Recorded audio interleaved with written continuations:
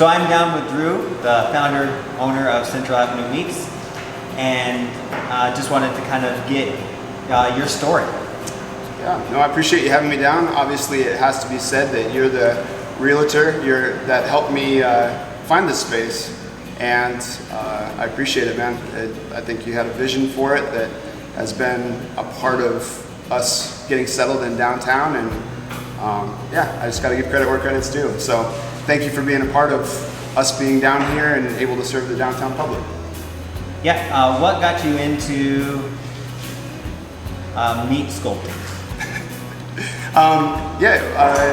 You know, I was down in Denver. I have a marketing degree, marketing background. I thought that's what I wanted to do with my life. I found out that I was not satisfied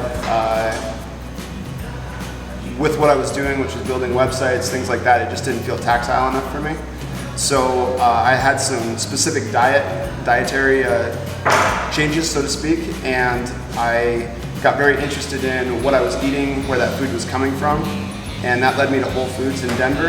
And once I was there, I was very interested in the meat specifically that I was eating, and kind of took off. I found it to be one of those things where as I learned things, I wanted to learn more about it. And from Denver, that took me to Brooklyn to actually learn the craft. And since I've worked in a five-star restaurant in Colorado Springs and a slaughterhouse in Vaughn, so really the entire process has interested me. I just want to know how to take the animals from their natural state into the ready-to-eat product, and how to do it ethically and efficiently. Yeah, so talk about the animals a little bit. We actually made a video, which I'll probably link somewhere down below or somewhere, with the McCafferty's, but that's where you're getting the beef from. Yep. And then pork, kind of talking a little about like sourcing the product. And yeah, no, we are extremely blessed here in Great Falls to have the McCafferty's ranching outside of Great Falls. This is meat that would stand up to the test of any larger market. So this meat in Denver or New York City would be the same. It would be sold in the highest end butcher shops, and it would be twice as much. So really in Great Falls as a community, we're lucky to have them close. The McCafferty's they're taking such good care of the animals. They are so involved in the care of the animals. It's one of the most ethical operations I've ever seen. And the animals are being fed in a way that they're just the most nutritious way, and that is being passed on to the customer once you eat the product too. Same thing with the pork. Nick in Loma, right outside of Fort Bend, he is feeding them organically. The pigs are well taken care of. They're heritage breeds. Compared to some of the other producers that we know of, they're just a lot more naturally taken care of. And you can taste the difference in the meat, and then from a nutritional aspect, it does make a difference. We think that this is meat that is making you healthier and not just tastes better. That quality has really shown through the custom sausage flavors that we've been making. Stanley and Mitchell, my guys here, they are putting together sausage flavors that would, once again, stand the test in the bigger markets. So we think that there is enough reason to come down here, both product quality, service, customization, that we hope and we think that is worth the hassle of coming downtown. As well as the fact that there's so many good businesses down here that it's turning into a pretty vibrant area to shop and have a drink and have a meal. So we're just excited to be a part of this downtown community, and we've been welcomed in with open arms. So talk a little about, because I know dry aging is important. So you dry age every beef before you sell it 21 days.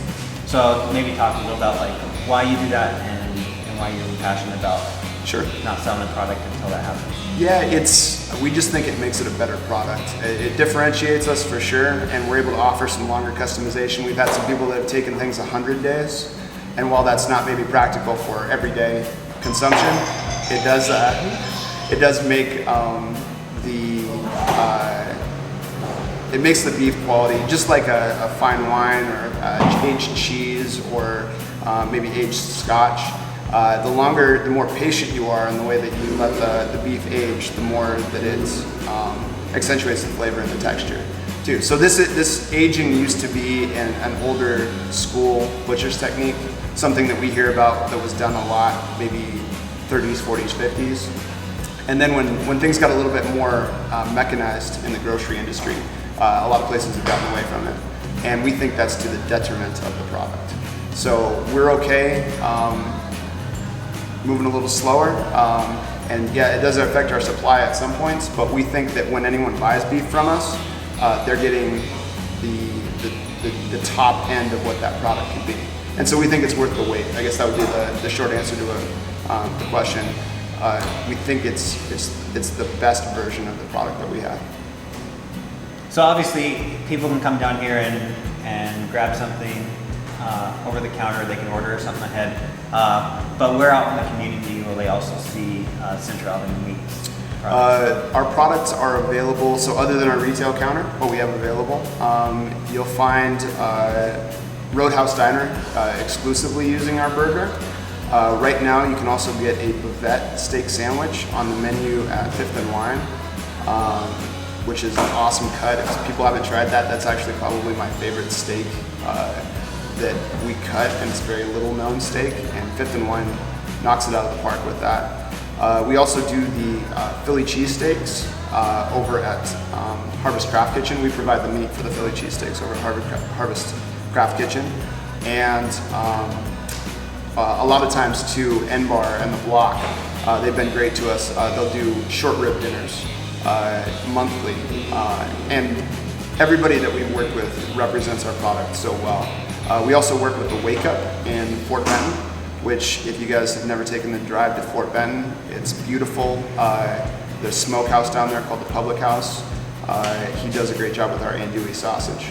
So we're just happy to be aligned with other quality establishments in the area, and we're very flattered that they would do business with us. Yeah, we are, I think we're really setting up the bones of potentially starting an apprenticeship program, possibly growing that into some kind of a school, but at least starting that as an apprenticeship program. And basically that's based out of a need for more meat cutters.